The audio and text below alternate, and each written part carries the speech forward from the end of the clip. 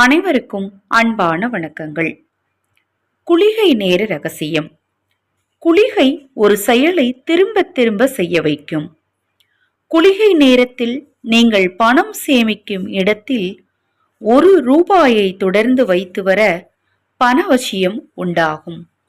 ஞாயிற்றுக்கிழமை குளிகை நேரத்தில் சிவனையும், திங்கட்கிழமை குளிகை நேரத்தில் பார்வதியையும், செவ்வாய்க்கிழமை குளிகை நேரத்தில் முருகனையும், புதன்கிழமை குளிகை நேரத்தில் விஷ்ணுவையும், வியாழக்கிழமை குளிகை நேரத்தில் தட்சிணாமூர்த்தியையும், வெள்ளிக்கிழமை குளிகை நேரத்தில் மகாலட்சுமியையும், சனிக்கிழமை குளிகை நேரத்தில் ஆஞ்சநேயரையும் வழிபட்டால் நினைத்த காரியம் தடையின்றி நடக்கும்.